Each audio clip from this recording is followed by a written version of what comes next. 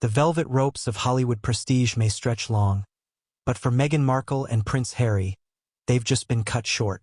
According to multiple production insiders close to the 2025 Emmy Awards Planning Committee, a private request made by the Sussexes to attend the upcoming ceremony in Los Angeles was not only declined, it was outright dismissed.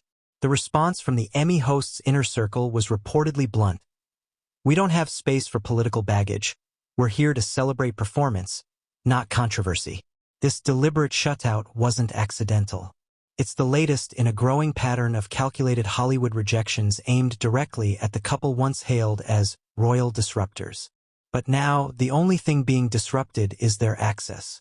Behind the scenes, Emmy organizers are said to have grown increasingly wary of what one insider referred to as the Markle spotlight effect. It's not the glamour or royalty that bothers them, but the drama that never seems to trail far behind.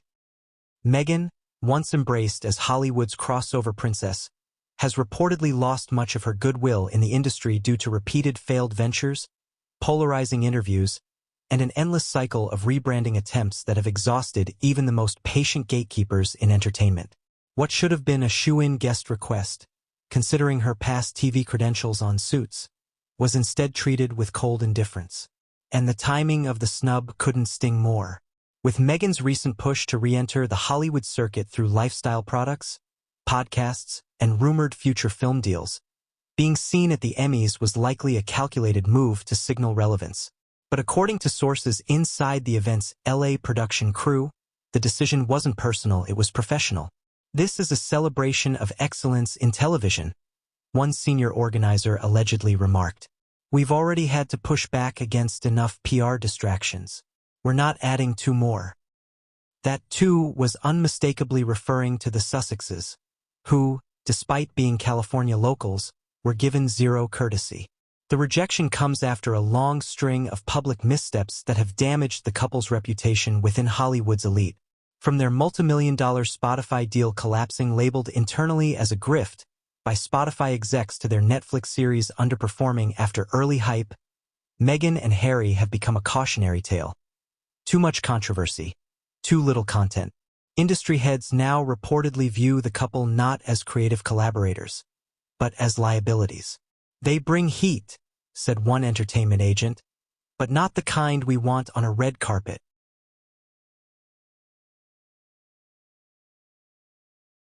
Adding to the tension, Meghan's apparent frustration over the Emmy snub has not remained private. Sources close to the couple claim she was livid after receiving no response to her team's outreach, interpreting it as a direct insult from an industry she once called home. Meghan, who often projects confidence and empowerment in public, is said to be deeply hurt behind closed doors, interpreting the rejection as another attempt to sideline her. But those within the entertainment world argue the opposite. This isn't personal vendetta, it's a branding choice. The Emmys want to honor performers, not polarizers. Critics argue that this Emmy shutout is just the latest evidence that Meghan and Harry have overplayed their hand in Hollywood. What began as a fresh start and a reinvention of modern celebrity has, over time, morphed into a cycle of scandals, retractions, and unfulfilled promises. And now, industry decision-makers are no longer afraid to say no. This wasn't a forgotten RSVP, it was a deliberate distancing.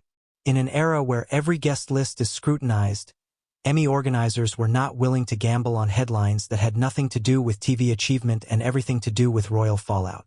So what does this mean for Meghan Markle and Prince Harry's standing in the entertainment capital of the world? In short, they're being iced out one premiere, one red carpet, one event at a time. The Emmy snub isn't a random oversight. It's a message. A loud, calculated message from Hollywood's most powerful institutions.